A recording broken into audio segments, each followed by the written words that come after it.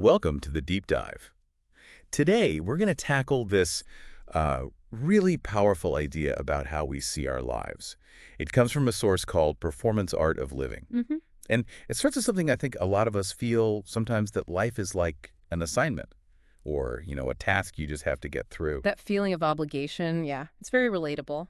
But the source, it doesn't just state that, it really pushes back. It challenges that whole view and offers something, well, pretty different. Right. So our mission here is to dig into this source, figure out why it critiques this life as task thing, and explore the alternative it puts forward. And that task idea, it's so common, isn't it? Yeah. The source points out that when we think like that, we automatically pull in concepts like obligation, Yeah. being evaluated, needing to finish it. Right, like it's some kind of test or a chore you didn't ask for. Exactly. And the source says that metaphor actually shrinks life down, makes it feel static, like a one-off problem to solve. Yeah, totally goal-oriented, focused only on the end point. And that phrase it uses, needs to be finished. That puts all the emphasis on the destination, doesn't it? It kind of diminishes the actual, flow of living. It really does. And enduring within that frame, it just sounds like passively accepting pain, just gritting your teeth. So the source is basically saying this whole mindset traps us.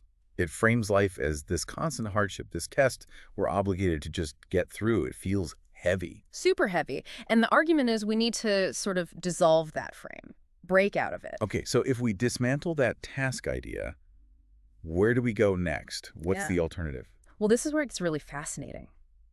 The source asks us to reconnect things differently. Like, what if that feeling, that thing we call a task, what if it's actually an artwork? An artwork. Yeah. Then enduring, getting through the hard stuff isn't just suffering. It becomes like the artist's brushstrokes, the active marks you're making. Wow, okay. That's a big shift. Huge. Or another way to think about it, what if the task is a journey? Then enduring isn't just putting up with difficulty. It's simply the attitude of, well, not stopping, choosing to keep going. So enduring becomes active, not passive. It's like an artistic stance, you're saying. It carries things forward, time, emotion. Precisely, carrying fragments forward into the next moment, the next creative act. And it connects pain not just to suffering, but maybe to the core of being human. Even a source for art. Interesting. And it links the task idea directly to performance art, where the doing is the art itself. So every moment is creation, not just a step towards some finish line. Exactly. So enduring isn't just survival, it's tied to this idea of inner tuning. Inner tuning. Yeah, like becoming the act of creating life's rhythm from the inside, crafting it as you live it. Okay, moving from just getting through it to actively creating it, moment by moment. That's the core idea. And from that reframing, the source highlights a couple of key patterns. Okay, what are they? First is the subjectivity of meaning.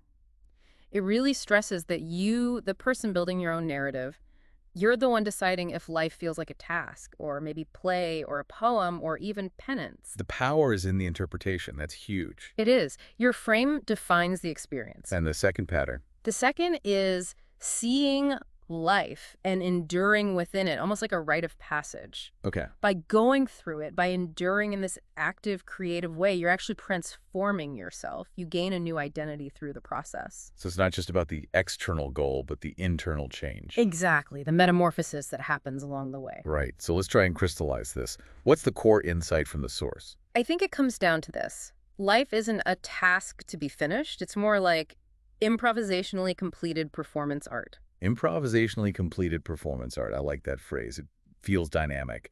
And what about enduring?